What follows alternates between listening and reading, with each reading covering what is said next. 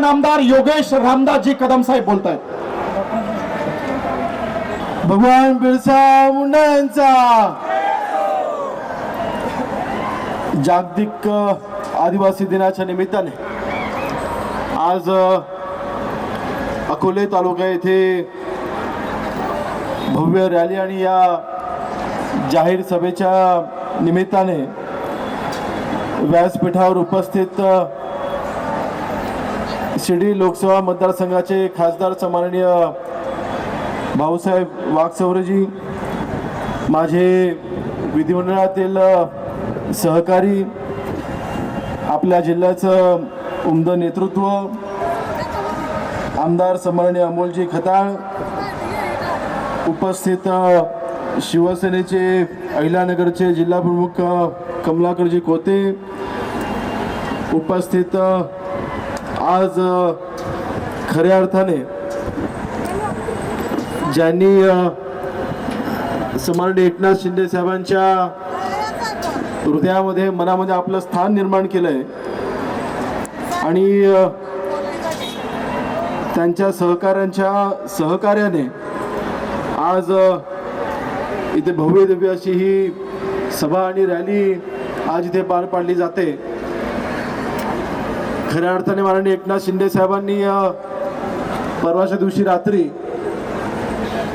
मला कोणाकरता सांगितलंय, का सांगितलंय, आता खरं तर आजचा हा जागतिक आदिवासी दिन हा महाराष्ट्रामध्ये बहुतांश जिल्ह्यांमध्ये हा साजरा केला जातोय, सगळ्या राज्यामध्ये संबंध जगामध्ये साजरा केला जातोय. मग मला विशेष म्हणून फक्त अकोले तालुक्यामध्ये जाण्यासाठी साहेबांनी का सांगितलं, इथे आल्याच्या नंतर लक्षात आलं की इथे मारुती रायासारखं एक चांगलं उमदं नेतृत्व तयार होत आहे आणि ज्याच्या पाठीशी माननीय एकनाथ शिंदे साहेब खंबीरपणे उभे आहेत. आणि म्हणून इथे आल्याच्या नंतर माझ्या लक्षात आलं आणि आजच्या ह्या कार्यक्रमाचे आयोजक आपले शिवसेनेचे सर्व पदाधिकारी, विशेष म्हणजे मारुती मेंगाळ असतील, जगनशेठ देशमुख असतील आणि ज्यांचं नाव मला आवर्जून घ्यायला हवंय ते म्हणजे आमचे डॉक्टर JB बोर साहेब असतील, उपस्थित सर्व मान्यवर, शिवसेनेचे सर्व पदाधिकारी. मी अधिक वेळ घेणार नाही. मला कल्पना आहे की आज जागतिक आदिवासी दिन आहे आणि विशेषतः सर्व तरुणांना या दिनाचा आनंद लुटायचा आहे. हा दिवस आमची भाषणं न ऐकता आपल्याला वेगळ्या पद्धतीने आनंदामध्ये हा दिवस साजरा करायचा आहे. म्हणून मी अधिक वेळ काही भाषण करणार नाही आणि मी प्रामाणिक मताचा आहे की नेत्यांनी जनतेसमोर भाषणं कमी करावी आणि जनतेसमोर कामं जास्त करावी या मताचा मी आहे. नक्कीच आज माननीय एकनाथ शिंदे साहेबांच्या माध्यमातून राज्यमंत्री म्हणून माझ्याकडे महत्वाची खाती आहेत. त्याच्यामध्ये गृह विभाग म्हटल्यानंतर संबंध पोलीस यंत्रणा आली, महसूल म्हटल्यानंतर तलाठीपासून, सर्कलपासून, तहसीलदारांपासून, प्रांतांपासून ते कलेक्टरांपासून ते विभागीय आयुक्तापासून सगळी यंत्रणा आली. ग्रामविकास म्हटल्यानंतर अगदी सरपंचांपासून ते ग्रामसेवकांपासून ते BDO पासून, जिल्हा परिषद CO पासून ते ग्रामविकास सचिवांपर्यंत सगळी यंत्रणा आली. अन्न नागरी पुरवठा म्हटल्यानंतर राष्ट्रीयची सगळी दुकानं आली.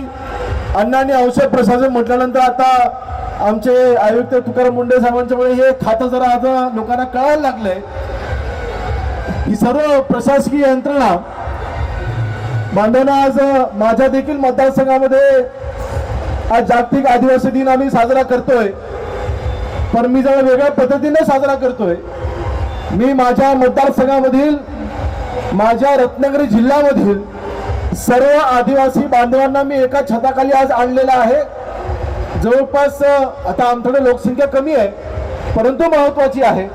जवळपास 6 ते 6.5 हजार आदिवासी बांधवांना एका दिवसामध्ये शासनाच्या सगळ्या योजनांचा लाभ द्यायची योजना आज मी कार्यक्रम माझ्या मतदारसंघामध्ये मी राबवलेला आहे. मी आता मारुतीला तेच सांगत होतो आज राज्यमंत्री म्हणून आपल्याकडे असलेली ही खाती महत्वाची आहेत. या खात्याच्या अंतर्गत हजारो योजना आदिवासी बांधवांसाठीच्या महाराष्ट्रामध्ये आणि देश पातळीवरच्या योजना आहेत. या योजना आपल्याला जनतेपर्यंत घेऊन जायच्या आहेत आणि मारुतीला मी बसल्याबसल्या तेच सांगू की तुम्ही देखील असं नियोजन करा. प्रत्येक गावागावापर्यंत आपल्या व्यक्ती आपले कार्यकर्ते पोहोचवू द्यात. शासनाच्या योजना, माझं असं मत आहे की आदिवासी बांधव अतिशय भोळा बाबडा आहे, अतिशय साधा जीवन जगणारा आपला आदिवासी बांधव आहे. कदाचित या शासनाच्या योजना अधिकारी तुमच्यापर्यंत घेऊन येत नसतील आणि आदिवासी बांधव कधीच स्वतःहून शासकीय कार्यालयापर्यंत जात नाही. तो बिचारा अधिकाऱ्यांजवळ पण बाण खाली घालून बोलतो, तो अधिकाऱ्यांना घाबरतो, लोकप्रतिनिधींना कदाचित घाबरतो. आणि म्हणून मला वाटतं आपल्यासारख्या लोकप्रतिनिधींनी हा पुढाकार घेतला पाहिजे. शासनाच्या सगळ्या योजना हे आदिवासी बांधवांच्या घराच्या त्यांच्या दारापर्यंत आपण लोकप्रतिनिधींना पोहोचवलं पाहिजे, ही आपली जबाबदारी आहे. आणि आपला पुढचा कार्यक्रम, मला वाटतं आज आपला हा आनंद उत्सव साजरा होऊ द्या, त्याबद्दल अजिबात दुमत नाही. जल्लोष आहे, शेवटी हा जोशच तरुणांना पुढे घेऊन येतो. परंतु आपला पुढचा कार्यक्रम आपण ह्या शासनाच्या योजना जनतेपर्यंत पुढे घेऊन येण्याचं आपण नियोजन करा. हा योगेश कदम भावासारखा तुमच्या पाठीशी उभा असेल, तुम्ही मागाल ती मदत. आणि 350 किलोमीटर माझ्यासाठी काही नाही.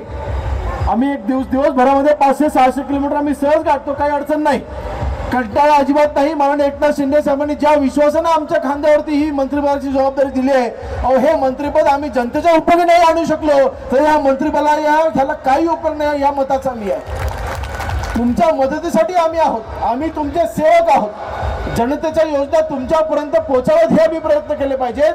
होय, आज मला अभिमान आहे, आज माननीय एकनाथ शिंदे साहेबांच्या नेतृत्वाखाली माननीय एकनाथ शिंदे साहेब 2.5 वर्ष मुख्यमंत्री असताना ऐतिहासिक निर्णय आदिवासी बांधवांसाठी घेतलेले आहेत. परंतु आज आपण दुर्दैवाने फक्त मुख्यमंत्री लाडकी बहीण योजना हीच योजना प्रसिद्ध झाली, आपण फक्त त्याबद्दलच बोलतो.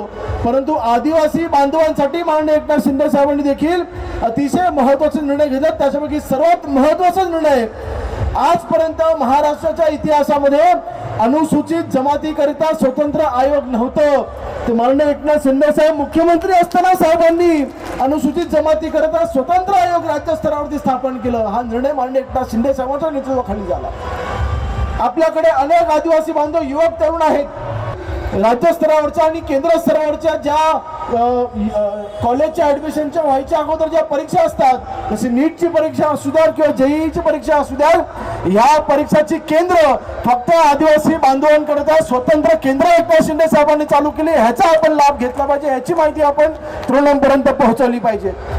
असे अनेक निर्णय आहेत आणि त्याच्यामध्ये सर्वात महत्वाचा निर्णय माननीय एकनाथ शिंदे साहेब मुख्यमंत्री असताना साहेबांनी निर्णय घेतला, ज्या क्षेत्रामध्ये 50% पेक्षा जास्त लोकसंख्या आदिवासी बांधवांची आहे, त्या क्षेत्रामधील ज्या सरकारी जागांमधील वर्ग 3 आणि वर्ग 4च्या ज्या भरतीच्या जागा असतील, त्या सगळ्या जागा 17 संवर्गाच्या जागा या सर्व भरतीने आदिवासी बांधवांना दिल्या गेल्या पाहिजेत. हा महत्वाचा निर्णय माननीय एकनाथ शिंदे साहेबांनी घेतला आहे. मला वाटतं आजच्या आदिवासी दिनाच्या निमित्ताने शपथ घेऊया की होय, हे सर्व योजना आम्ही तुमच्यापर्यंत पोहोचवू आणि प्रत्येक आदिवासी बांधवांचा विकास करून दाखवू, ही शपथ आजच्या दिवशी आम्ही घेतली पाहिजे. आणि शपथ घ्यायला आज योगेश्वर इथे हजर झालेला आहे. आणि दुसरं कुठलंही राजकारण नाही, दुसऱ्यांना कुठलंही राजकारण नाही. बांधवांना इथे मारुतीयांनी इथे अनेक विषय मांडले, त्याच्यामध्ये त्यांनी पैसा त्यांनी कायद्याचा इथे उल्लेख केला. आपल्या सर्व माहिती आहे की पैसा कायदा अनेक वर्षांपासून आपल्या राज्यामध्ये आहे, परंतु याचं परिक्षेत्र वाढवण्याचं काम देखील माननीय एकनाथ शिंदे साहेबांनी केलं. आणि मला वाटतं आज लोकसेवेच्या माध्यमातून, आज शिवसेनेच्या माध्यमातून आम्ही जनतेपर्यंत पोहोचतोय. वंदनीय हिंदुराव सम्राट शिवसेनाप्रमुख बाळासाहेब ठाकरे यांचे मी शिवसैनिक. लहानपणापासून मी माझ्या घरामध्ये फक्त धनुष्यबाण पाहिलं आणि इथे आल्यानंतर पण एकच जाणीव झाली की आदिवासी बांधवाच्या हातामध्ये पण 3 कमान आणि शिवसैनिकाच्या हातामध्ये पण धनुष्यबाण म्हणजेच 3 कमान. अहो तुम्ही आपण एकच आहोत, आपण काही वेगळे नाही, आपण काही वेगळे नाही. आणि म्हणून मला वाटतं आज आदिवासी बांधवांच्या विकासाकरिता आज जे मुद्दे इथे मांडले गेले, मी आपल्या सर्वांना शब्द देतोय, माननीय एकनाथ शिंदे साहेबांच्या वतीने शब्द देतोय. मला माहिती आहे भाषण चालू झाल्यापासून डीजेचा आवाज पलीकडे वाढलाय, परंतु काही फरक पडत नाही. यांचा आवाज दाबण्याची ताकद ही शिवसैनिकांमध्ये आहे. याच्या डीजेच्या आवाजाने आम्हाला काही फरक पडत नाही. काही फरक पडत नाही. शिवसैनिकाचा आवाज कोणी दाबू शकत नाही, माननीय एकनाथ शिंदे साहेबांचा आवाज कोणी दाबू शकत नाही, आणि विशेष म्हणजे मारुतीसारख्या आदिवासी नेत्याचा आवाज कोणी दाबू शकत नाही. हे त्या निमित्ताने सांगतो, काही फरक पडत नाही. निवडणुकीच्या वेळेला बरोबर कोणाला दाबायचं आम्हाला सगळं माहिती आहे. अशा चिल्लर गोष्टीला आम्ही दुर्लक्ष करतो. आज गृहराज्यमंत्री आहे, आदेश आत्ताच देऊ शकतो, पण मला वातावरण बिघडवायचं नाही. आनंदाचं वातावरण आहे. सर्व आदिवासी बांधव आमचे आज दिवस हा साजरा करतायत. मला या दिवसाला कुठेही गालगट लागू द्यायचं नाही. आज मंत्री म्हणून माझी ती जबाबदारी आहे, म्हणून जे काय करतात करू द्या, काय फरक पडत नाही. आपल्याला फक्त आदिवासी बांधवांची सेवा करायची. आज माननीय एकनाथ शिंदे साहेबांना तेच फक्त अपेक्षित आहे. होय, निवडणुका येतात, निवडणुका जातात, तुम्ही आमचं नातं हे जपलं पाहिजे. तुम्हा आमचं नातं हे कायमस्वरूपी राहिलं पाहिजे, टिकवलं पाहिजे. ती आमची जबाबदारी आहे. ते नातं जपणारा नेता आज मारुतीच्या माध्यमातून आज आपले जगनशेठ देशमुख अशी त्यांच्या माध्यमातून आज आम्हाला दिसतंय. त्यांना पाठिंबा देण्याकरता शिंदे साहेबांनी आज आम्हाला इथे पाठवले. आणि दुसरं कुठलंही राजकारण नाही, दुसरं कुठलंही राजकारण नाही. बांधवांना आपल्या सणांना एक अतिशय मोठा इतिहास लाभलेला आहे. आपला सण माहिती की भगवान बिरसा मुंडा त्यांचा इतिहास कदाचित आजच्या तरुणांना माहिती आहे की मला माहिती नाही, परंतु त्यांचा इतिहास हा साधा इतिहास नाही. इंग्रजांच्या विरोधामध्ये लढा देण्यासाठी अनेक महात्मांची नावं घेतली जातात, अनेक क्रांतिकारांची नावं घेतली जातात, परंतु भगवान बिरसा मुंडांचं नाव तसं तितकं जास्त घेतलं जात नाही. परंतु त्यांनी जे बलिदान दिलं, वयाच्या 25व्या वर्षी आपलं जीवदम बलिदान देणारे आपले भगवान बिरसा मुंडा होते. त्यांचं बलिदान हे आपण आदर्श घेतला पाहिजे. होय, आज योगेश कदम कुठल्या जातीचा आहे, समाजाचा आहे, ह्याला महत्व नाही. एकदा योगेश कदम आमदार झाला, मंत्री झाला की तो सगळ्या समाजाचा आहे, ही शिकवण आम्हाला वंदनीय बाळासाहेबांनी दिली आहे. त्या भावनेमधून आम्ही तुमची मदत करण्याकरता आज आम्ही इथे उपस्थित आहोत. भगवान बिरसा मुंडा हे माझे देखील आदर्श असले पाहिजेत. बळजबरीने धर्मांतर करणं आणि बळजबरीने जमिनी लाटणं, आदिवासी बांधवांच्या जंगलामधला असला अधिकार हा मिळवून मिळण्याचा संघर्ष हा भगवान बिरसा मुंडांनी इंग्रजांशी केला. म्हणून आज आदिवासी बांधव ताट मांडून जगू शकतोय. तुमच्या अधिकारावरती ज्यांनी इंग्रजांनी गदा घालायचा प्रयत्न केला त्याला उत्तर देण्याचं काम त्यावेळेला झालं, आणि आज म्हणून आदिवासी बांधव आज इथे आमच्या मोठ्या संख्येने आज उपस्थित राहू शकतो, ताट मानाने जगतोय. हे आपण कधी विसरत कामा नये. हे आदर्श आम्ही पण घेतलं पाहिजेत ना, फक्त आदिवासी बांधवांनीच का. आज खरं तर मी ज्या मतदारसंघामधून येतो, माझा मतदारसंघामध्ये मंडणगड तालुका आहे. वंदनीय भारतरत्न डॉक्टर बाबासाहेब आंबेडकरांचं मूळ गाव हे माझ्या मतदारसंघामध्ये आहे. त्यांच्या अस्थी माझ्या मतदारसंघामध्ये आहेत, मंडणगड तालुक्यामध्ये आहेत. आंबेडकर गाव, त्याच्याहून त्यांचं आंबेडकर असं आडनाव पडले. ते मूळगाव हे माझ्या मतदारसंघामध्ये आहे. होय, मला त्याचा विवाद आहे, म्हणून सांगतोय. माननीय एकनाथ शिंदे साहेबांनी आज आम्हा सर्वांना जी जबाबदारी दिली आहे, आणि ती जबाबदारीची जाणीव म्हणून मारुती मिंगळ आणि इथे जे इथे प्रश्न मांडलेले आहेत, आपल्या तालुक्याच्या संदर्भात असतील, अवैध धंद्यांच्या बाबतीमध्ये असतील, आपल्या सोन आवर्जून सांगतोय की होय, अन्न आणि औषध प्रशासनाचे आयुक्त आहेत, त्यांची बदली तर विसरून द्या. उलट मला वाटतं सर्वात त्यांचा जास्त कार्यकाळ हे आपल्या अन्न या वर्षीला त्यांचा कार्यकर्ता असेल. आम्ही त्याला स्पष्ट निर्देश दिलेले आहेत की कोणाचाही अनेक असे कार्यकर्ते प्रयत्न करतात की आमचं हॉटेल बंद झालं, आम्हाला चालू करून द्या. आम्ही ह्या बाबतीमध्ये अजिबात कुठल्याही पद्धतीचा आम्ही हस्तक्षेप करत नाही.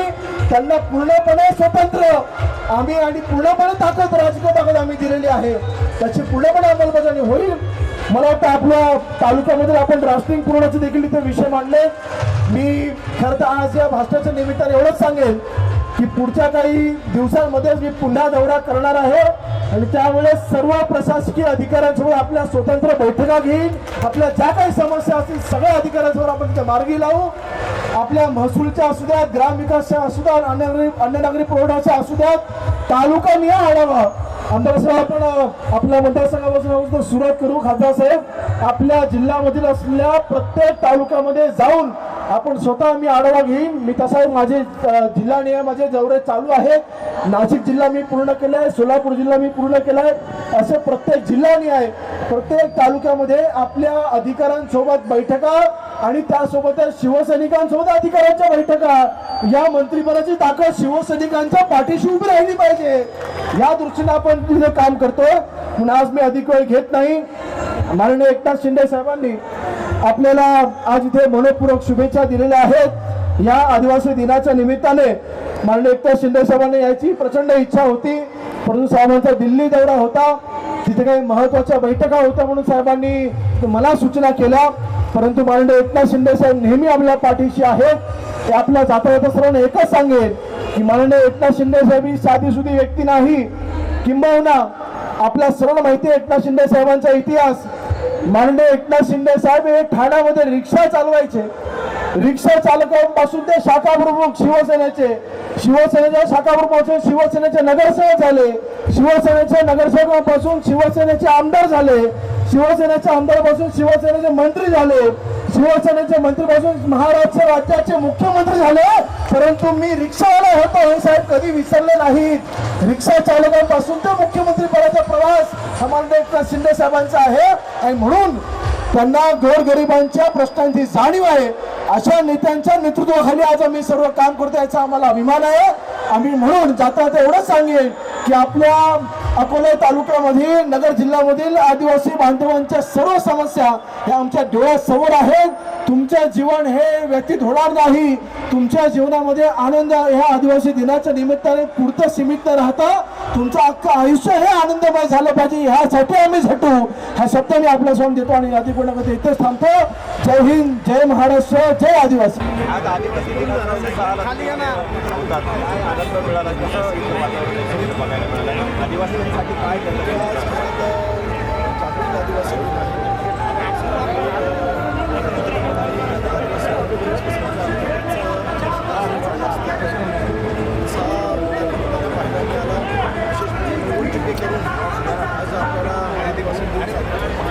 मूर्ती खाली येते ना ते तुम्ही आता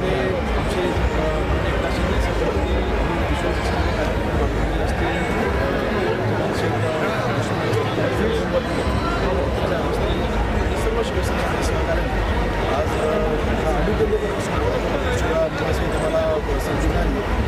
मला वाटतं मी जसं मगाशी उल्लेख केला की आज आनंदोत्सव साजरा केला पाहिजे, परंतु या निमित्ताने आदिवासी बांधवांकरता असलेल्या योजना या त्यांच्या योजना पाहिजे, त्याची चिंतवणुकी अंमलबजावणी झाली पाहिजे आणि निच्छाने न मारता त्याला त्याचा फायदा मिळवून दिला पाहिजे. मला वाटतं ह्याकरता देखील आम्ही मेहनत घेतली पाहिजे, ह्याकरता आम्ही पुढाकार घेतला पाहिजे आणि मग त्याच्यासाठीची जी काही पावलं उचलायची आहेत ती देखील महत्त्वाची असेल. तुम्ही म्हटले की भरत शेठ गोगावले पालकमंत्री होतील, मात्र त्यावरती अमोल मिटकरीमध्ये ती सक्षम नेत्याला पालकमंत्री पद मिळेल, म्हणजे गोगावले सक्षम नाही असं त्यांना म्हणायचं. मला अमोल मिटकरींचा रायगड जिल्ह्याशी काही संबंध नाही. सध्या त्यांच्याच पक्षामध्ये केलं जात आहे आणि त्यांच्याबद्दल विचार केला तर बरोबर. पंतप्रधानांकडे कुठील खासदारांना भेटायला वेळ आहे, मात्र संसदेत यायला वेळ नाही, याची टीका संजय राऊतांनी केली. कसं बघतंय? मला वाटतं माननीय पंतप्रधानांनी कशा पद्धतीने संसदीय कार्यकाळ हाताळावा किंवा संसदेचे जे कार्यक्रम आहे कसा हाताळावा हे संजय राऊतांकडून शिकण्याची अजिबात आवश्यकता नाही. अधिवेशनं ही कायदा तयार करण्यासाठी जे असतात, अधिवेशनं किंवा ते संसदीय असू द्या किंवा राज्याचं अधिवेशन असू द्या, ह्या माध्यमातून जनतेचे प्रश्न मार्गी लावण्याकरिता अधिवेशन महत्त्वाचं असतं आणि मला वाटतं माननीय पंतप्रधान महोदय योग्य वेळी योग्य ते निर्णय घेतात, त्यासाठी ते ज्ञात आहेत आपल्या सर्वांना. मला वाटतं अशा आरोपांना उत्तर देण्याची देखील आवश्यकता आहे. एकीकडे पक्ष आणि चिन्हाची मंत्री गणेश नाईकांनी एकनाथ शिंदे अशी टीका केली आणि बिल्डर लोकांच्या नादी लागून यांनी मला वाटतं गणेश नाईक साहेबांनी हातात घेतलं पाहिजे. आपण महायुतीमध्ये सोबत आहोत, आपण एकत्र मिळून काम करतोय. राज्याचे मुख्यमंत्री म्हणून त्यांनी 18 वर्ष काम केलेलं आहे. एकनाथ शिंदे साहेबांनी उठाव केला नसता तर आज गणेश नाईक साहेब मंत्री देखील नसते, याची जाणीव त्यांनी ठेवली पाहिजे. आज माननीय मुख्यमंत्र्यांमध्ये देवेंद्र फडणवीस साहेब असतील आणि आमचे एकनाथ शिंदे साहेब असतील, दोघांमध्ये इतकं चांगलं त्यांचा समन्वय आहे आणि महायुतीमध्ये कुठेही कटुता येऊ नये ह्यासाठी जबाबदारी खरं तर त्यांच्यासारख्या वरिष्ठ नेत्यांनी घेतली पाहिजे. पण त्यांना वाटतं हे बोलणं थांबवावं आणि जे काय त्यांच्या मनामध्ये खरकत असेल त्यांनी त्यांच्या वरिष्ठांकडे मांडावी आणि ते कायमस्वरूपी संपवावे अशी माझी त्यांना विनंती आहे. राज ठाकरेंनी आज मुंबई गोवा महामार्गाची पाहणी केली आणि कुठेतरी राजकीय हस्तक्षेपामुळे या महामार्गाचं काम रखडल्याचं आणि ठेकेदारी संदर्भात बरेचसे आरोप त्यांनी आज. नाही, मला वाटतं आज मुंबई गोवा मार्गाचं काम महामार्गाचं काम हे रखडलेलं आहे, वस्तुस्थिती आहे. आज आम्ही देखील करायचं सर्वात जास्त प्रमाणात आम्ही त्या रस्त्याने करतोय. पेणपासून ते माणगावपर्यंतचा जो टप्पा आहे तो रखडलेला आहे गेल्या अनेक वर्षांपासून. तो हवा ह्यासाठीच्या ज्या काही अडचणी आल्या कोणामुळे आल्या कशामुळे आल्या कोणी त्याच्यावरती कशा पद्धतीने काम केलं मला तर राजकारणात पुढे जायचं नाही, परंतु ह्या गणपतीपूर्वी पूर्ण होईल अशी अपेक्षा होती. परंतु मला वाटतं माणगावपर्यंत फक्त एकच लेन चालू होईल, बायपास एक लेन चालू होईल असं दिसतंय. परंतु पुढच्या 6 ते 8 महिन्यामध्ये बायपासचं काम पूर्ण होण्यानंतर हा मुंबई गोवा महामार्ग हा पूर्ण होईल. 90% काम पूर्ण झालेलं आहे. फक्त 2च बायपास, इंदापूरचा बायपास आणि माणगावचा बायपास हे 2च बायपास पूर्ण राहिलेले आहेत. अर्थातच ते वेळेत पूर्ण होणं अपेक्षित होतं, परंतु या गणपतीच्या अगोदर ते होताना दिसत नाही आहे. परंतु मला वाटतं गणपतीनंतर गणपती काम चालू आहे, त्याचे कॉलम्स देखील उभे राहिलेले आहेत. फक्त स्लॅबचं काम बाकी आहे, ब्रिजेसचं काम बाकी आहे. ते पुढच्या 3 ते 4 महिन्यामध्ये काम पूर्ण होईल असं अंदाज मला आहे. आता ते खातं मारलं नाही, परंतु मला वाटतं वेळोवेळी आढावा आमच्या तिथल्या लोकप्रतिनिधींनी घेतलेला आहे, ते कुठल्याही पक्षाचे असू द्या. परंतु नक्कीच या कामाच्या बाबतीमध्ये नाराजी आहे, जनसामान्यांमध्ये आहे, याबद्दल दुमत नाही. त्या कामाने आम्ही देखील तितके समाधानी नाही आहोत, ही देखील वस्तुस्थिती आहे. केंद्रीय मंत्री गडकरी साहेबांकडे वारंवार आम्ही याची मागणी देखील केली होती की जसं समृद्धी हा वेळेत पूर्ण झाला, 6 महामार्ग वेळेत पूर्ण होणं अपेक्षित होतं, नाही झाले. नक्की याची खंत आम्हाला देखील आहे. मनोज जरांगे पाटलांनी आज सोलापूरच्या सभेमध्ये कोयते आणि तलवारी हातात घेण्याची भाषा केली. गृहराज्यामुळे तुम्ही कसं ते बघा, जिथे कुठे कायदा सुव्यवस्थेचा प्रश्न निर्माण होईल त्या ठिकाणी पोलीस त्यांची कारवाई करतील. अशा पद्धतीचे आपण आव्हान देण्यापेक्षा मराठा बांधवांच्या हितासाठी आपण लढत आलेलो आहात. मनोज जरांगे पाटील साहेबांनी अतिशय चांगली भूमिका आजपर्यंत त्यांनी घेतलेली आहे, समाजहिताची भूमिका त्यांनी घेतलेली आहे. त्याच्यावरनं त्यांनी त्यांचं लक्ष विचलित करू नये. मला वाटतं त्यांना जे अपेक्षित काम सरकारकडनं आहे ते आम्ही करत आहोत. त्यांच्या अपेक्षा आम्ही ह्या 100% पूर्ण करू. आणि त्यांना जी शंका आहे की जे काही सर्टिफिकेट दिले जात आहेत ते नंतर नामंजूर केले जातील किंवा त्यांना कुठल्याही कायदेशीर आधार राहणार नाही, तसं अजिबात होणार नाही. नक्कीच जे काही सर्टिफिकेट इश्यू होतील त्यांची वैधता ही तपासूनच दिली जाईल, जेणेकरून त्याला पुढे कायदेशीर आधार मिळेल. सुनेत्रा पवारांना कुठेतरी गोंगी गोडी असं काँग्रेसचे सपकाळ म्हणाले होते. आज ते पुन्हा एकदा नव्याने म्हणता येईल की ते जर त्यांना पुसायचं असेल तर इंदिरा गांधींसारखं त्यांनी कामातून सिद्ध करून दाखवलं. या बाबतीमध्ये आम्ही आमची भूमिका मांडलेली आहे. महाराष्ट्राच्या पहिला महिला उपमुख्यमंत्री म्हणून सुनेत्रा वहिनींनी जेव्हा शपथ घेतली, कुठल्या परिस्थितीमध्ये शपथ घेतली याची जाणीव काँग्रेसला असली पाहिजे. ज्या वेळेस मला वाटतं सोनिया गांधींनी शपथ घेतली होती किंवा सोनिया गांधी ज्यावेळेला काँग्रेसच्या पदावरती आल्या होत्या तर त्यावेळेला किती बोलायच्या, त्यावेळेला त्यांची भूमिका काय होती हे देखील त्यांनी मला थोडं इतिहास वळवून त्यांनी पाहिलं पाहिजे. मला वाटतं अशा म्हणजे इतक्या संवेदनशील विषयावरती आपण इतक्या असंवेदनशीलपणे बोलणं हे मला वाटतं चूक आहे.